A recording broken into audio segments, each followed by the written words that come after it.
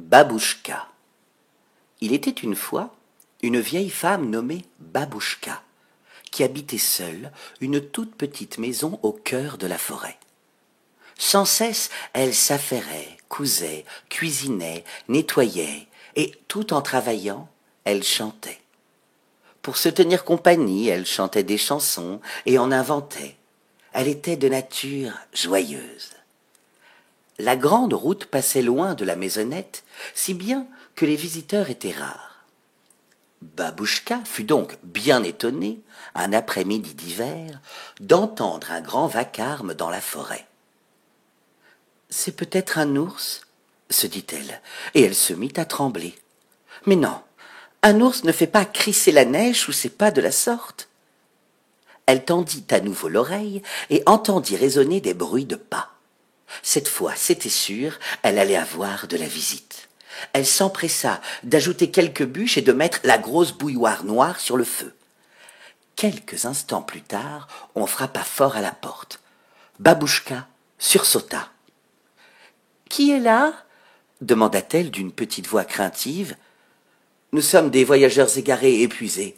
Pouvez-vous nous aider ?»« Mais bien sûr, entrez donc !» cria Babouchka, et elle ouvrit grand la porte. « Soyez les bienvenus. Venez vous réchauffer au coin de mon feu. Il fait si froid dehors. » Un jeune homme entra, en souriant, d'un air reconnaissant.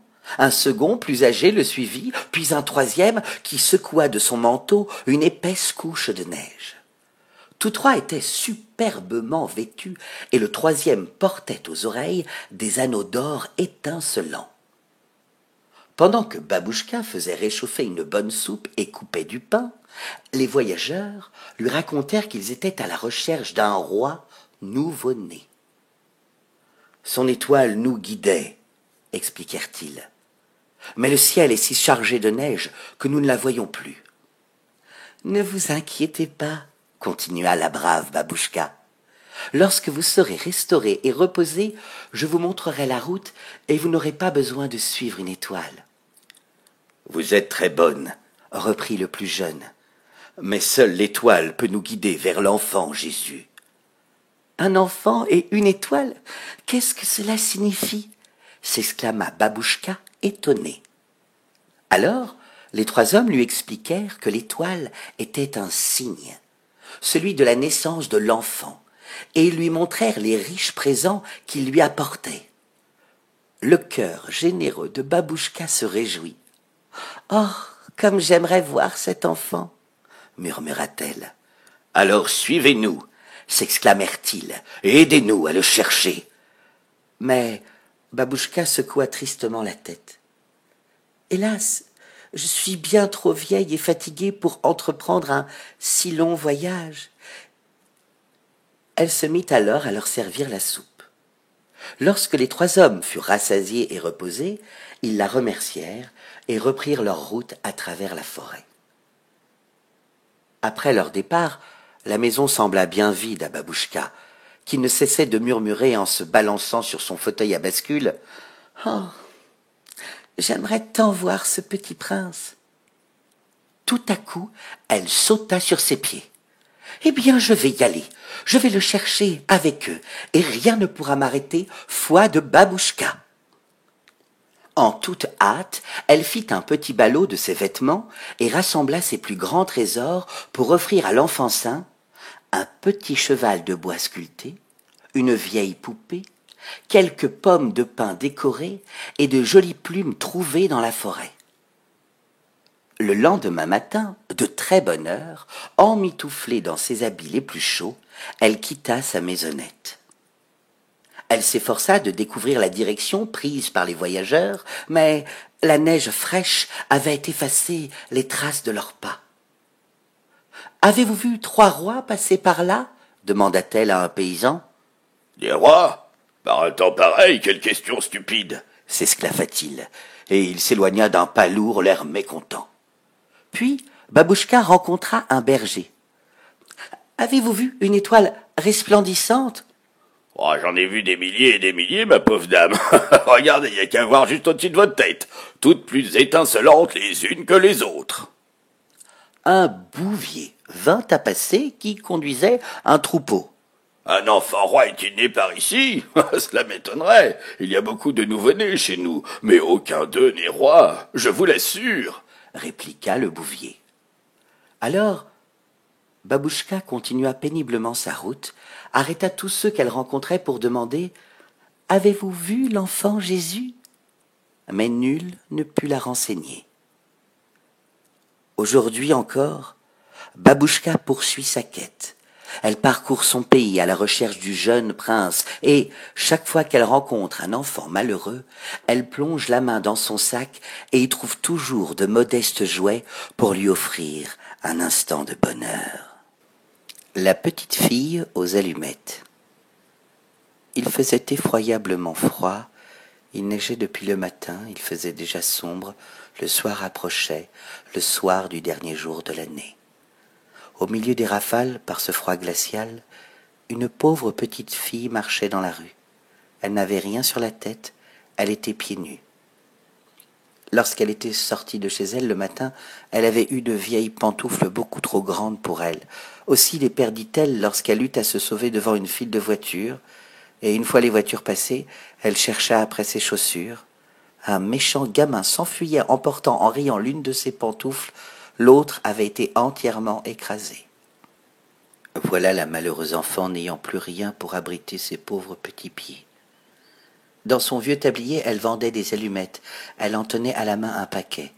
Mais ce jour-là, la veille du Nouvel An, tout le monde était affairé par cet affreux temps. Personne ne s'arrêtait pour considérer l'air suppliant de la petite fille qui faisait pitié. La journée finissait et elle n'avait pas encore vendu un seul paquet d'allumettes. Tremblante de froid et de faim, elle se traînait de rue en rue. Des flocons de neige couvraient sa longue chevelure blonde. De toutes les fenêtres brillaient des lumières. De presque toutes les maisons sortait une délicieuse odeur, celle de l'oie qu'on rôtissait pour le festin du soir. C'était la Saint-Sylvestre. Enfin, après avoir une dernière fois offert en vain son paquet d'allumettes, l'enfant aperçut une encoignure entre deux maisons dont l'une dépassait un peu de l'autre. Harassée, elle s'y asseya et s'y blottit, tirant à elle ses petits pieds. Mais elle grelotte et frissonne encore plus qu'avant, et cependant elle n'ose rentrer chez elle.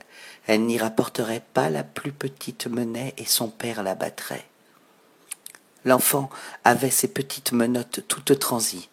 « Si je prenais une allumette, une seule, pour réchauffer mes doigts !» Et c'est ce qu'elle fit. Quelle flamme merveilleuse c'était! Il sembla tout à coup à la petite fille qu'elle se trouvait devant un grand poêle en fonte, décoré d'ornements en cuivre. La petite allait étendre ses pieds pour les réchauffer lorsque la petite flamme s'éteignit brusquement, le poêle disparut et l'enfant restait là, tenant en main un petit morceau de bois à moitié brûlé. Elle frotta une seconde allumette. La lueur se projetait sur la muraille qui devint transparente. Derrière, la table était mise. Elle était couverte d'une belle nappe blanche sur laquelle brillait une superbe vaisselle de porcelaine. Au milieu s'étalait une magnifique oie rôtie entourée de compotes de pommes. Et voilà que la bête se met en mouvement et, avec un couteau et une fourchette fixée dans sa poitrine, vient se présenter devant la pauvre petite et puis plus rien, la flamme s'éteint. L'enfant prend une troisième allumette et elle se voit transportée près d'un arbre de Noël splendide. Sur ses blanches vertes brillaient 1000 bougies de couleurs. De tous côtés pendait une foule de merveilles. La petite étendit la main pour saisir la moins belle. L'allumette s'éteint. L'arbre semble monter vers le ciel et ses bougies deviennent des étoiles. Il y en a une qui se détache et qui redescend vers la terre, laissant une traînée de feu. « Voilà quelqu'un qui va mourir », se dit la petite. Sa vieille grand-mère, le seul être qu'il avait aimé et chéri et qui était morte il n'y a pas longtemps, lui avait dit que lorsqu'on voit une étoile qui file, d'un autre côté, une âme monte vers le ciel. Elle frotta encore une allumette. Une grande clarté se répandit et, devant l'enfant, se tenait sa vieille grand-mère. « Grand-mère, grand-mère, s'il te plaît, emmène-moi. Oh, tu vas me quitter quand l'allumette sera éteinte. Tu t'évanouiras comme le poêle si chaud, la superbe rôtie d'oie, le splendide arbre de Noël. Reste, je t'en prie, ou emporte-moi. » Et l'enfant alluma une nouvelle allumette, et puis une autre, et enfin tout le paquet pour voir la bonne grand-mère le plus longtemps possible. La grand-mère prit la petite dans ses bras et la porta bien haut, en un lieu où il n'y avait plus ni froid, ni faim, ni chagrin. C'était devant le trône de Dieu. Le lendemain matin, cependant, les passants trouvèrent dans l'encoignure le corps de la petite. Ses joues étaient rouges. Elle semblait sourire. Elle était morte de froid pendant la nuit qui avait apporté à d'autres tant de joie et de plaisir. Elle tenait dans sa petite main les restes brûlés d'un paquet d'allumettes. La Reine des Neiges. Les murs du château étaient faits de neige, les fenêtres et les portes de vent. Il y avait plus de 100 salles formées par des tourbillons de neige. Toutes étaient éclairées de magnifiques aurores boréales. Elles étaient grandes, vides, glacialement froides et étincelantes. Aucune gaieté ici. Les salons de la Reine des Neiges étaient vides, grands et glacés. Au milieu de ces salles neigeuses et sans fin, il y avait un lac gelé dont la glace était brisée en 1000 morceaux, mais en morceaux si identiques les uns aux autres que c'était un véritable chef-d'œuvre. Au centre trônait la Reine des Neiges. Elle disait qu'elle siégeait là sur le miroir de la raison, l'unique et le meilleur au monde. Le petit quai, prisonnier de la Reine des Neiges, était bleu de froid, même presque noir, mais il ne le remarquait pas. Un baiser de la reine lui avait enlevé la possibilité de sentir le frisson du froid, et son cœur était un bloc de glace. Il cherchait à droite et à gauche quelques morceaux de glace plats et coupants, qu'il disposa de 1000 manières. Il voulait former des figures, et les plus compliquées, ce qu'il appelait le jeu de glace et de la raison, qui prenait à ses yeux une très grande importance par suite de l'éclat de verre qu'il avait dans l'œil. Il formait avec ces morceaux de glace un mot, mais n'arrivait jamais à obtenir le mot exact qu'il aurait voulu, le mot éternité. La Reine des Neiges lui avait dit « Si tu arrives à former ce mot, tu deviendras ton propre maître, je t'offrirai le monde entier. » Mais il n'y arriva pas. « Maintenant je vais m'envoler vers les pays chauds, » dit la reine. « Je veux jeter un coup d'œil dans les marmites noires. » Elle parlait des volcans qui crachent le feu, l'Etna et le Vésuve. Elle s'envola et Kay resta seul dans les immenses salles vides. Il regardait les morceaux de glace et réfléchissait. Il réfléchissait si intensément que tout craquait en lui, assis là, raide, immobile. On aurait pu le croire mort, gelé. Et c'est à ce moment que son amie la petite Gerda entra dans le château par le grand portail fait de vents aigus. Elle récita sa prière du soir et le vent s'apaisa comme s'il allait s'endormir. Elle entra dans la grande salle vide et glacée. Alors elle vit Kay, elle le reconnut. Elle lui sauta au cou, le tint serré contre elle, et elle criait « Kay, mon gentil Kay, je te retrouve enfin !» Mais lui restait immobile, raide et froid. Alors Gerda pleura de chaudes larmes qui tombèrent sur la poitrine du petit garçon, pénétrèrent jusqu'à son cœur, firent fondre le bloc de glace, entraînant l'éclat de verre qui se trouvait là. Alors Kay éclata en sanglots. Il pleura si fort que la poussière de glace coula hors de son œil. Il reconnut Gerda et cria débordant de joie « Gerda, chère petite Gerda, où es-tu restée si longtemps? Où ai-je été moi-même ?» Il regarda aux alentours. « Qu'il fait froid ici, que tout est vide et grand. » Il se serrait contre sa petite amie qui riait et pleurait de joie. Un infini bonheur s'épanouissait. Les morceaux de glace eux-mêmes dansaient de plaisir, et lorsque les enfants s'arrêtèrent, fatigués, il formait justement le mot que la Reine des Neiges avait dit à Kay de composer, éternité. Il devenait donc son propre maître. Ils étaient libres. Gerda lui baisa les joues et elle devint rose. Elle baisa ses yeux et ils brillèrent comme les siens. Elle baisa ses mains et ses pieds et il redevint sain et fort. La Reine des Neiges pouvait rentrer. La lettre de franchise de Kay était là, écrite dans les morceaux de glace étincelants. Éternité. Il ne risquait plus rien. « Viens, dit Gerda, je te ramène chez nous. » Alors les deux enfants se prirent par la main et sortirent du grand château. Les vents s'apaisaient, le soleil se montrait. Ils étaient heureux. Ils atteignirent un buisson aux baies rouges où ils trouvèrent un renne. Il avait avec lui une jeune femelle dont le pis était plein. Elle donna aux enfants son lait chaud. Les deux animaux emmenèrent Kay et Gerda pour le voyage de retour. Les deux rennes bondissaient à côté d'eux tandis qu'ils glissaient sur le traîneau. Ils les accompagnèrent jusqu'à la frontière du pays où se montraient les premières verdures. Là, ils firent leurs adieux aux rennes. Le soleil brillait, les premiers petits oiseaux se mirent à gazouiller. La forêt était pleine de pousses vertes. Kay et Gerda allaient la main dans la main, et tandis qu'ils marchaient, un printemps délicieux, plein de fleurs et de verdure, les enveloppait. Les cloches sonnaient, ils reconnaissaient les hautes tours, la grande ville où ils habitaient. Ils allèrent à la porte de grand-mère, montèrent l'escalier, entrèrent dans la chambre où tout était à la même place qu'autrefois. La pendule faisait tic-tac, les aiguilles tournaient, mais en passant la porte, ils s'aperçurent qu'ils étaient devenus de grandes personnes.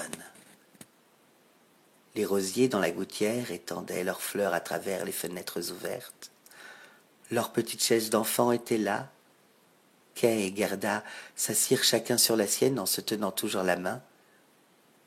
Ils avaient oublié, comme on oublie un rêve pénible, les splendeurs vides du château de la Reine des Neiges. Ils étaient assis là, tous deux, adultes, et cependant enfants par le cœur. Le bonhomme de neige. « Quel beau froid il fait aujourd'hui !» dit le bonhomme de neige. « Tout mon corps en craque de plaisir.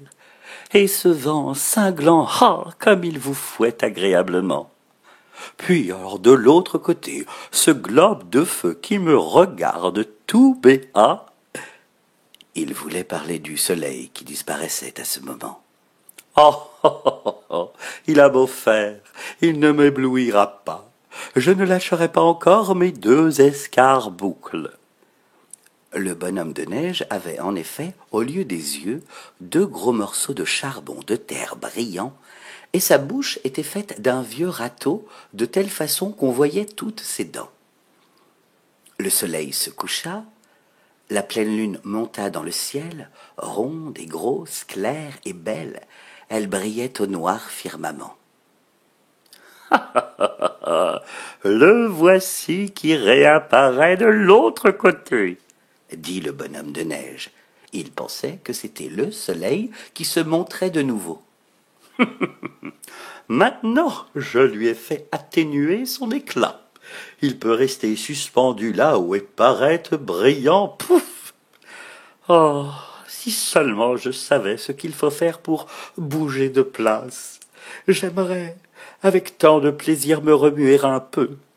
Si je le pouvais, j'irais tout de suite me promener sur la glace et faire des glissades. » aboya le chien de garde. Oui, il ne pouvait plus aboyer juste et était toujours enroué depuis qu'il n'était plus chien de salon et n'avait plus sa place sous le poêle. « Le soleil t'apprendra bientôt à courir. Je l'ai bien vu pour ton prédécesseur pendant le dernier hiver. »« Je ne te comprends pas, » dit le bonhomme de neige. « D'après toi, ce serait cette boule là-haut, il voulait parler de la lune, qui m'apprendra à courir. C'est moi plutôt qui l'ai fait filer en le regardant fixement. Et maintenant elle ne nous revient que timidement par un autre côté. Tu ne sais rien de rien, lui dit le chien. Ce que tu vois là, c'est la lune, et celui qui a disparu, c'est le soleil. Il reviendra demain, et tu peux m'en croire, il saura t'apprendre à courir dans le fossé. Je ne te comprends pas du tout, lui dit le bonhomme de neige. Mais j'ai comme le pressentiment qu'il m'annonce quelque chose de désagréable. Vers le matin, un brouillard épais et humide se répandit sur tout le pays, et un peu avant le lever du soleil, un vent glacé se leva qui fit redoubler la gelée. Quel magnifique coup d'œil quand le soleil parut! Arbres et bosquets étaient couverts de givre, et toute la contrée ressemblait à une forêt de blanc corail. C'était comme si tous les rameaux étaient couverts de blanches fleurs brillantes. Quand le soleil vint à briller au milieu de cette splendeur incomparable, il sembla que le vaste manteau de neige ruisselait de diamants étincelants. « Quel spectacle magnifique !» s'écria une jeune fille qui se promenait dans le jardin avec un jeune homme. Ils s'arrêtèrent près du bonhomme de neige et regardèrent les arbres qui étincelaient. « Même en été, on ne voit rien de plus beau. Surtout, on ne peut pas rencontrer un pareil gaillard, dit la jeune femme en désignant le bonhomme de neige. Qui était-ce? Demanda le bonhomme de neige au chien de garde. Toi qui es depuis si longtemps dans la cour, tu dois certainement les connaître. Naturellement, dit le chien. Elle m'a si souvent caressé, et lui m'a donné tant d'os à ronger. Mais qui sont-ils donc? Des fiancés, répondit le chien. Ils veulent vivre tous les deux dans la même niche et y ronger des os ensemble. Est-ce que ce sont des gens comme toi et moi? Ah mais non, dit le chien. Ils appartiennent à la famille des maîtres, je connais tout ici. Oh oui, il y a un temps où je n'étais pas dans la cour, au froid et à la tâche. Moi, j'adore le froid, dit le bonhomme de neige. Je t'en prie, raconte-moi. Aboyait le chien. J'ai été jeune chien, gentil et mignon, comme on me le disait alors. J'avais ma place sur un fauteuil de velours dans le château. On m'embrassait sur le museau et on m'époussetait les pattes avec un mouchoir brodé. On m'appelait chéri, mais je devins grand, et l'on me donna à la femme de ménage. J'allais demeurer dans le cellier.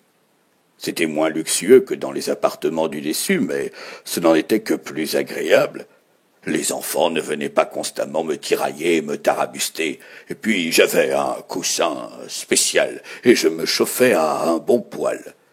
Je me glissais dessous, et l'on ne me voyait plus. Oh, j'en rêve encore. Est-ce donc quelque chose de si beau qu'un poil? Reprit le bonhomme de neige après un instant de réflexion. Non, non, tout au contraire, c'est tout noir avec un long cou et un cercle en cuivre. Ça mange du bois au point que le feu lui en sort par la bouche. Il faut se mettre en dessous, ou au-dessus, ou à côté, et alors rien n'est plus agréable. Du reste, regarde par la fenêtre, tu l'apercevras. Le bonhomme de neige regarda et aperçut en effet un objet noir reluisant avec un cercle en cuivre et par-dessus lequel le feu brillait. Cette vue fit sur lui une impression étrange qu'il n'avait encore jamais éprouvée. « Pourquoi es-tu parti de chez elle alors ?» demanda le bonhomme de neige. « On me jeta dehors, » répondit le chien. Et on me mit à la tâche parce qu'un jour je mordis à la jambe le plus jeune des fils de la maison qui venait de me prendre un os. Les maîtres furent très irrités et l'on m'envoya ici, à la tâche. Le chien se tut, mais le bonhomme de neige n'écoutait déjà plus ce qu'il lui disait. Il continuait à regarder chez la femme de ménage où le poêle était posé. « Tout mon être en craque d'envie, » se disait-il. Ah, si je pouvais entrer, sois bien innocent tout de même, mais entrer, entrer, c'est mon vœu le plus cher, il faut que je m'appuie contre le poêle, dussé-je passer par la fenêtre. Tu n'entreras pas, dit le chien. Et si tu entrais, c'en serait fait de toi. Oh oui, mais c'est déjà fait de moi, dit le bonhomme de neige. L'envie me détruit. Et toute la journée, il regarda par la fenêtre. Du poêle sortait une flamme douce et caressante. La nuit fut longue, mais pas pour le bonhomme de neige. Il était plongé dans les idées les plus riantes.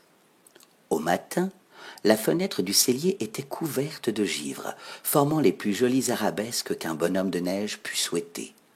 Seulement, elle cachait le poêle. La neige craquait plus que jamais. Un beau froid sec, un vrai plaisir pour un bonhomme de neige.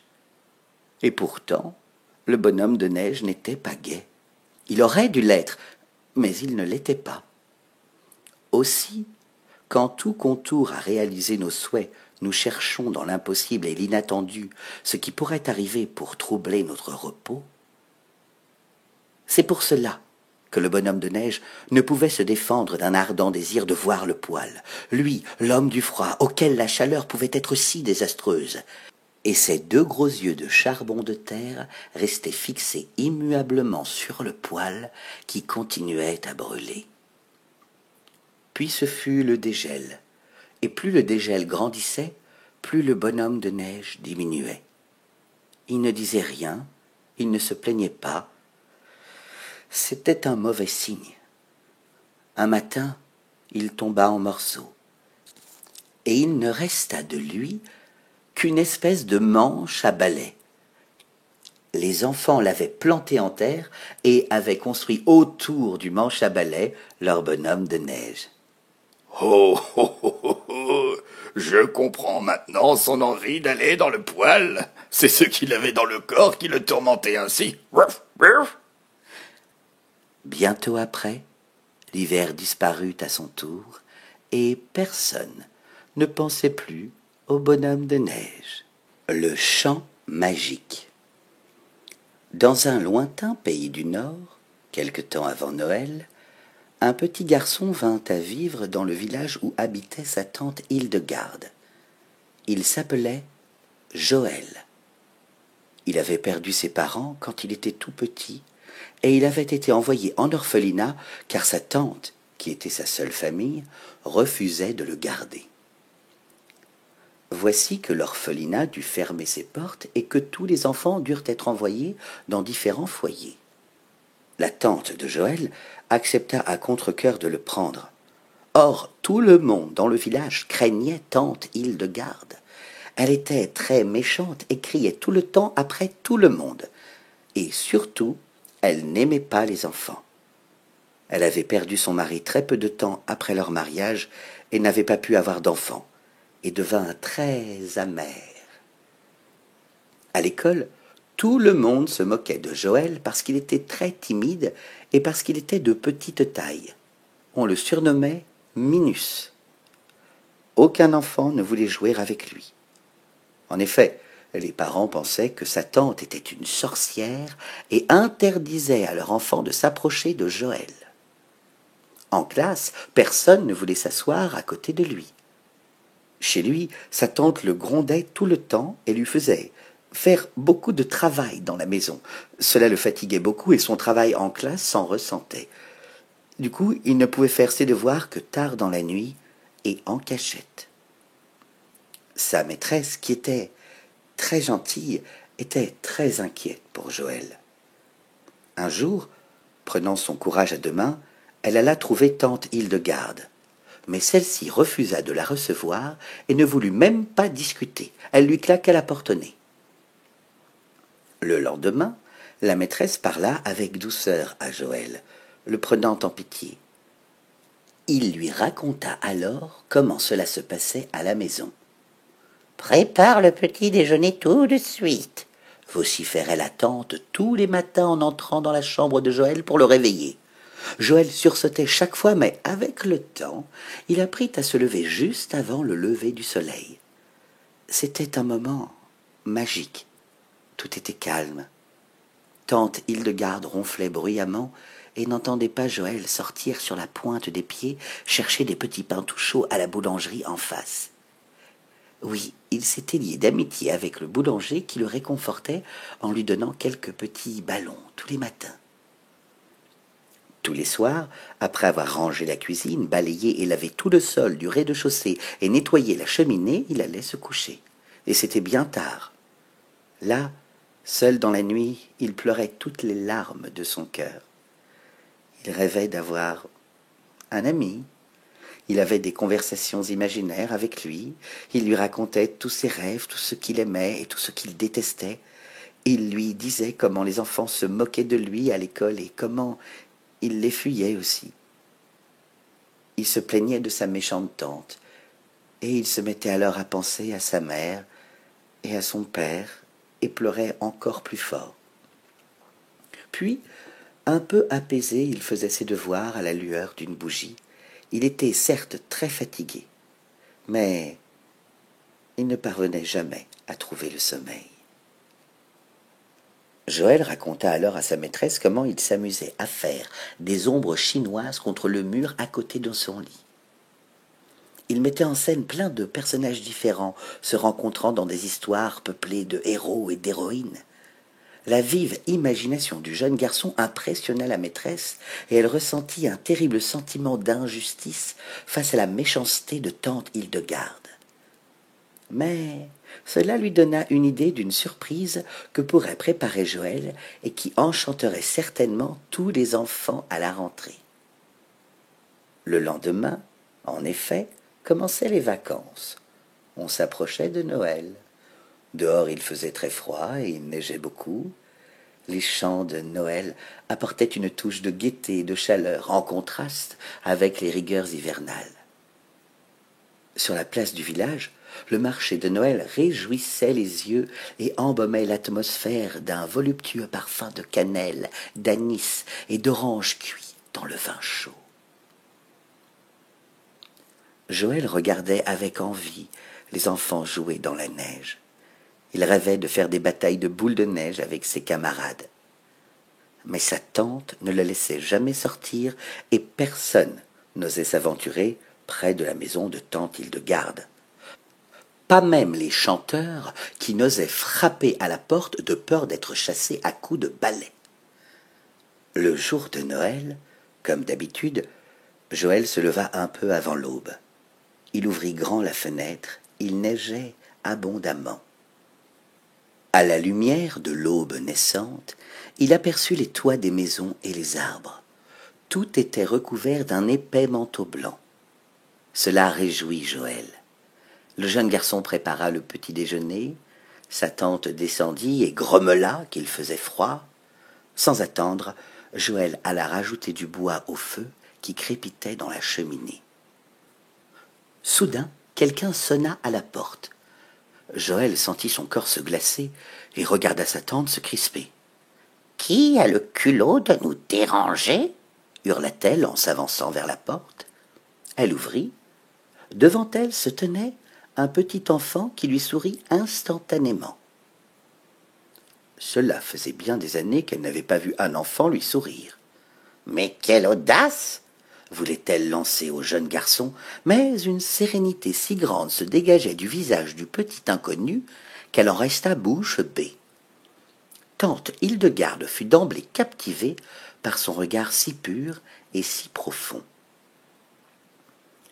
Le jeune garçon se mit alors à chanter. Dès les premières paroles, Joël fut ému tant le chant était beau et résonnait dans toute la maison, l'enveloppant d'une grande douceur. Et cette voix était extraordinaire, fine et profonde à la fois, si délicieusement mélodieuse qu'elle pénétrait au fond des cœurs sans que l'on puisse y résister. Mais ce fut surtout tante Hildegarde qui en fut profondément bouleversée. Une véritable métamorphose se produisit en elle. Toute la dureté de son visage fondit comme de la cire, ses traits s'adoucirent et pour la première fois depuis des années, ses lèvres s'abandonnèrent à un sourire timide. « Oh oui, elle connaissait ce chant. Elle l'avait appris de sa grand-mère. Jadis, elle chantait aussi dans un chœur, et ce chant ancien figurait parmi ses préférés. De l'entendre à nouveau remua quelque chose de si profond en elle qu'elle en fut emportée. Elle se mit à chanter, et tout son être vibrait, et des larmes coulaient de ses yeux, et sa voix tremblait d'émotion. Le garçon à la porte la regardait dans les yeux avec une profonde compassion. Joël s'approcha de sa tante, ébloui. Sans réfléchir, sa tante lui prit la main et la serra bien fort. Combien d'années s'étaient écoulées depuis qu'elle n'avait pas entendu ce chant? Resté enfoui en elle si longtemps, elle pensait l'avoir oublié. Comme c'était bon de l'entendre, elle se sentait délivrée. Enfin, elle revenait à la vie. Cela lui faisait du bien et du mal à la fois, comme si son corps avait été engourdi par le froid et se réchauffait maintenant devant le feu. Sans lâcher tante Hildegarde des yeux, le garçon demanda alors de sa voix si douce « Puis-je entrer ?» Sans prononcer mot, la tante lui fit signe d'entrer. Un sentiment de paix envahit toute la pièce dès qu'il entra. Il se tourna alors vers Joël. « Veux-tu faire une bataille de boules de neige avec moi, Joël ?» Mais comment le petit garçon savait-il son nom?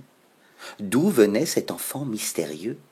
Comme accroché à un aimant, Joël se leva et sortit avec son nouvel ami. Ce fut la bataille de boules de neige la plus mémorable qu'il n'y ait jamais eue. Les deux garçons riaient à en pleurer en se lançant la neige. Pour Joël, cela dura une éternité. Les deux enfants hurlaient de bonheur en courant et en sautant sur les collines à côté de l'école. Puis, crépis de blanc et à bout de souffle, Joël et l'enfant mystérieux se jetèrent dans la neige. Les deux garçons scrutaient le ciel d'où la neige continuait de tomber inlassablement. « Comment t'appelles-tu » s'aventura timidement Joël. « Je m'appelle Gaspard » répondit très brièvement son ami. Et sans attendre, celui-ci ajouta « Tu es très doué pour les ombres chinoises. » Mais comment le savait-il? Joël ne revenait pas que Gaspard savait autant de choses sur lui, mais quelque chose de plus fort que lui interdisait de poser des questions à cet étrange garçon. Il avait le sentiment de l'avoir déjà vu, comme s'il le connaissait depuis toujours, comme s'il existait au-delà de toute parole. Les cloches de l'église se mirent à sonner. C'était midi. Gaspard se leva d'un bond. « Je dois partir. Au revoir, mon ami. Sois heureux. » Sans pouvoir répondre, Joël vit son ami s'éloigner des champs en direction de la forêt. La neige tombait de plus en plus fort. Soudain, Gaspard disparut derrière un épais rideau blanc. Joël rentra chez lui. Une odeur merveilleuse se dégageait de la cuisine. Il entra, hésitant. Tante Hildegarde chantonnait et offrit généreusement un biscuit de pain d'épices à son neveu. Depuis ce jour-là, tout changea dans la vie de Joël. Tante Hildegarde ne le faisait plus travailler pendant des heures à la maison. Elle se montrait douce et compréhensive et racontait plein d'histoires à Joël. Il pouvait enfin passer du temps à jouer dans sa chambre et elle le laissait faire ses devoirs. À l'école, la maîtresse de Joël lui proposa de faire un spectacle d'ombres chinoises. Il offrit à ses camarades un moment merveilleux d'une rare beauté. Il tortillait ses mains dans tous les sens avec une grande dextérité. C'était une histoire drôle et triste à la fois, l'histoire d'une étrange amitié comme celle entre Joël et Gaspard. Toute la classe fut impressionnée. Et plus jamais on ne se moquait de lui, et Joël se fit même plein d'amis. Dans le village, tous furent heureux et soulagés de voir Hildegarde retrouver sa gentillesse d'antan. Elle se remit à chanter dans la chorale du village. À Noël, elle éblouissait toute l'assemblée réunie à l'église lorsqu'elle entonnait d'une voix merveilleuse ce chant que Gaspard avait fait revivre. Joël ne revit plus jamais son ami mystérieux, et ceux à qui il en parlait affirmaient ne jamais l'avoir vu. Tous se souvinrent par contre du vent nouveau qui souffla sur le village ce Noël-là. Le sapin. Là-bas, dans la forêt, il y avait un joli sapin. Il était bien placé, il avait du soleil et de l'air. Autour de lui poussaient de plus grands camarades, pins et sapins. Mais il était si impatient de grandir qu'il ne remarquait ni le soleil ni l'air pur. « Oh, si j'étais grand comme les autres, soupirait le petit sapin, je pourrais étendre largement ma verdure et de mon sommet je contemplerais le vaste monde. » Le soleil ne lui causait aucun plaisir, ni les oiseaux, ni les nuages roses qui, matin et soir, naviguaient dans le ciel au-dessus de sa tête, et l'hiver, lorsque la neige étincelante entourait son pied de sa splendeur, et qu'il arrivait souvent qu'un lièvre bondissait en sautant par-dessus le petit arbre, il répliquait « Oh, mais que c'est agaçant! Oh, je veux pousser, pousser, devenir grand et vieux !» C'était là, pensait-il, la seule joie au monde. En automne, les bûcherons venaient et abattaient quelques-uns des plus grands arbres. Cela arrivait chaque année, et le jeune sapin, qui avait atteint une bonne taille, tremblait de crainte, car ces arbres magnifiques tombaient à terre dans un fracas de craquements. Où allaient-ils? Quel devait être leur sort? Au printemps, lorsqu'arrivèrent l'hirondelle et la cigogne, le sapin leur demanda « Savez-vous où on les a conduits ?» Les hirondelles n'en savaient rien, mais la cigogne eut l'air de réfléchir, hocha la tête et dit « Oui, je crois le savoir, j'ai rencontré des navires tout neufs, et sur ces navires, il y avait des maîtres mâts superbes. J'ose dire que c'étaient eux, ils sentaient le sapin. » Oh, si j'étais assez grand pour voler au-dessus de la mer. Comment est-ce, au juste, la mer? À quoi cela ressemble-t-il? Les rayons du soleil lui dirent de se réjouir de sa jeunesse, et de se réjouir de sa fraîcheur, et de la jeune vie qui était en lui. Le vent baisa le jeune arbre, l'arrosait, versa sur lui des larmes, mais il ne les comprit pas. Quand vint l'époque de Noël, de tout jeunes arbres furent abattus, n'ayant souvent même pas la taille ni l'âge de notre sapin, lequel, sans trêve ni repos, désirait toujours partir. « Mais où vont-ils » demanda le sapin. « Ils ne sont pas plus grands que moi, et il y en avait même un beaucoup plus petit. »« Nous le savons, nous le savons » gazouillèrent les moineaux. En bas dans la ville, nous avons regardé à travers les vitres et nous les avons vus plantés au milieu du salon, chauffés et garnis de ravissants objets, pommes dorées, gâteaux de miel, jouets et des centaines de lumières, nanana. Attendez, dit le jeune sapin, suis-je destiné à atteindre aussi cette fonction? Mais c'est absolument merveilleux, c'est encore bien mieux que de voler au-dessus de la mer. Je me languis ici, que n'est-ce déjà Noël? Je suis aussi grand et développé que ceux qui ont été emmenés l'année dernière. Je voudrais être déjà dans le salon chauffé au milieu de ce faste. Oh, mais sois heureux d'être encore avec nous, dirent l'air et la lumière du soleil. Mais le sapin n'arrivait pas à se réjouir. Avant Noël, il fut abattu. Alors vinrent deux domestiques qui apportèrent le sapin dans un beau salon. Le sapin fut dressé dans un tonneau rempli de sable. Les domestiques commencèrent à le garnir. Ils suspendaient aux branches quelques fondants, des pommes et des noix dorées, et plus de 100 petites bougies rouges, bleues et blanches. Au sommet, on mit une étoile clinquante de dorure. C'était splendide, incomparablement magnifique. On alluma les lumières. Quel éclat, quelle beauté. Alors la porte s'ouvrit à deux battants. Des enfants en foule se précipitèrent et se mirent à pousser des cris de joie. Ensuite, ils se jetèrent sur le sapin et cueillirent les cadeaux les uns après les autres. Les petits tournoyaient dans le salon avec leurs jouets dans les bras, et personne ne faisait plus attention à notre sapin. Lui se réjouissait en songeant que le lendemain, il serait de nouveau orné de lumière et de jouets, d'or et de fruits, et il resta immobile et songeur toute la nuit. Au matin, un valet et une femme de chambre entrèrent. « Ah, voilà la fête qui commence !» pensa l'arbre. Mais ils le traînèrent hors de la pièce, en haut des escaliers, au grenier, et là, dans un coin sombre, ils l'abandonnèrent. « Qu'est-ce que cela veut dire? Que vais-je faire ici ?» Il s'appuya contre le mur, réfléchissant, et il eut le temps de beaucoup réfléchir, car les jours et les nuits passaient sans qu'il ne vînt personne là-haut, et quand enfin il vint quelqu'un, ce n'était que pour déposer quelques grandes caisses dans le coin. Elles cachaient l'arbre complètement. L'avait donc tout à fait oublié? « Mais c'est l'hiver dehors maintenant, » pensa-t-il. « La terre est dure et couverte de neige, on ne pourra même pas me planter. C'est sans doute pour cela que je dois rester à l'abri jusqu'au printemps.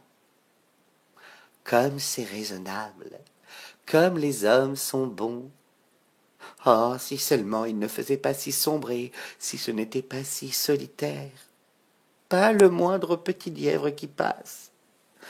C'était gai là-bas, dans la forêt, quand sur le tapis de neige le lièvre passait en bondissant. Oui, même quand il sautait par-dessus moi. Mais dans ce temps-là, je n'aimais pas ça. Oh, quelle affreuse solitude ici. C'est fini, ça aussi. Mais maintenant, je saurai goûter les plaisirs quand on me ressortira. Mais quand? Ce fut un matin. Des gens arrivèrent et remuèrent tout dans le grenier. Ils déplacèrent les caisses, tirèrent l'arbre en avant. Bien sûr, ils le jetèrent un peu durement à terre, mais un valet le traîna vers l'escalier où le jour éclairait. « Ah, voilà la vie qui recommence !» pensa l'arbre, lorsqu'il sentit l'air frais et le premier rayon de soleil. Puis le voilà dans la cour. « Oh, je vais revivre !» se disait-il enchanté, étendant largement ses branches. Hélas, elles étaient toutes fanées et jaunies. Dans la cour jouaient quelques enfants joyeux qui, à Noël, avaient dansé autour de l'arbre et s'en étaient réjouis. L'un des plus petits s'élança et arracha l'étoile d'or. « Regardez, c'est ce qui est resté sur cet affreux arbre de Noël !» Et il piétina les branches du sapin qui craquaient sous ses souliers. L'arbre regardait la splendeur des fleurs et la fraîche verdure du jardin, puis, enfin, se regarda lui-même. Comme il eût préféré être resté dans son coin sombre au grenier. Il pensa à sa jeunesse dans la forêt, à la joyeuse fête de Noël. C'est fini tout ça. Si seulement j'avais su être heureux quand je le pouvais. Le valet débita l'arbre en petits morceaux. Il en fit tout un grand tas qui flamba joyeusement sous la chaudière. De profonds soupirs s'en échappaient. Les enfants qui jouaient au dehors entrèrent s'asseoir devant le feu, et ils criaient « Et pif, et paf, et crac !» À chaque craquement, le sapin, lui, songeait à un jour d'été dans la forêt ou à une nuit d'hiver quand les étoiles étincellent. Il pensait au soir de Noël, et voilà qu'il était consumé. Ce soir était fini, l'arbre était fini, et l'histoire aussi finie. Fini comme toutes les histoires. L'enfant de neige. Yvan et Marie étaient mariés depuis quelques années déjà, mais ils étaient tristes car ils n'avaient pas d'enfants. Un jour d'hiver, comme le paysan était assis à la fenêtre, il vit les enfants du village qui jouaient dans la neige. Ils étaient très occupés à fabriquer une bonne femme de neige. « Femme, dit-il, viens voir ces enfants. Ils s'amusent à faire une bonne femme de neige. »« Viens dans le jardin, amusons-nous aussi à faire une bonne femme de neige. » Le paysan et sa femme allèrent dans le jardin. « Mon mari, puisque nous n'avons pas d'enfant, faisons plutôt un enfant de neige. »« C'est une bonne idée, » lui répondit son époux. Et il commença à façonner un petit corps, de petites mains, de petits pieds. La femme, de son côté, façonna une petite tête et la plaça sur les épaules de la statue de neige. Un homme passait sur la route, il les regarda un instant en silence, puis il dit « Que Dieu vous vienne en aide. »« Merci, répondit Yvan. Toute aide est toujours bienvenue, reprit Marie. Mais que faites-vous donc ? Demanda le passant. Nous fabriquons une fille de neige. Et tout en parlant, il fit le nez, le menton, la bouche et les yeux. Quelques minutes après, l'enfant de neige était fini et les deux époux la regardaient avec admiration. Ils remarquèrent soudain que la bouche et les yeux s'ouvraient, les joues et les lèvres changèrent de couleur, et quelques minutes après, ils virent la statue de neige s'animer devant eux. « Qui es-tu » demanda Yvan, tout surpris de voir une enfant vivante à la place d'un corps de neige. « Je suis Blanche-Neige, votre fille, » répondit l'enfant, et elle embrassa l'homme et la femme qui commencèrent à pleurer de joie. Les parents conduisirent Blanche-Neige dans la maison et elle commença à grandir très rapidement. Toutes les filles du village arrivèrent chez le paysan pour jouer avec la charmante fillette. Elle était si bonne et si jolie, elle était blanche comme la neige, elle avait les yeux bleus comme le ciel, sa longue chevelure dorée était admirable, et bien que ses joues ne furent pas aussi roses que celles d'un autre enfant, elle était si douce que tout le monde l'aimait beaucoup. L'hiver passa très rapidement, et Blanche-Neige grandit si vite que, quand le soleil du printemps fit verdir l'herbe, elle était aussi grande qu'une fille de 12 ou 13 ans. Pendant l'hiver, Blanche-Neige avait toujours l'air très gai, mais quand le beau temps arriva, elle devint morose. Sa mère, Marie, le remarqua et dit « Ma chère enfant, pourquoi es-tu triste? Es-tu malade? »« Non, je ne suis pas malade, ma bonne mère. » Et elle demeura tranquillement à la maison. Les petites filles du village arrivèrent et dirent « Blanche-Neige, viens avec nous, nous allons au bois cueillir des fleurs. »« Oui, voilà, c'est une très belle idée, » se réjouit Marie. « Va t'amuser avec tes amis, ma chérie, va cueillir un joli bouquet dans les bois. » Les enfants allèrent au bois, cueillirent des fleurs, firent des bouquets et des couronnes, et quand le soir arriva, elles firent un grand feu. « Maintenant, Blanche-Neige, regarde bien et fais comme nous, » dirent-elles. Et elles commencèrent à chanter et à danser, et elles sautèrent joyeusement l'une après l'autre à travers le feu. Tout à coup, elles entendirent un cri.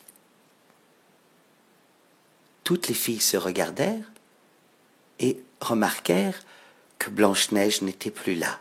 « Blanche-Neige, où es-tu » crièrent-elles, mais Blanche-Neige ne répondit pas. Les petites filles cherchèrent en vain. Elles ne trouvaient pas leur petite compagne. Yvan, Marie et tous les paysans cherchèrent aussi en vain la petite Blanche-Neige. Elle s'était changée en une petite vapeur au contact du feu, et elle s'était envolée vers le ciel d'où elle était venue, sous la forme d'un flocon de neige. Noël du petit renne. Il était une fois, dans la plaine du Nord, un petit renne blanc comme la neige. Au milieu de sa famille, rassemblée autour du traîneau de Noël prêt à partir, il regardait tour à tour le grand renne et le Père Noël. Il s'approcha du Père Noël, glissa sa tête sous son gant et lui demanda « S'il te plaît, est-ce que je peux vous accompagner ?» Le Père Noël sourit et lui expliqua « Oh, oh, oh, cette nuit de Noël sera trop longue pour toi. Je pense que tu seras mieux ici. L'an prochain, tu pourras venir. » « L'an prochain?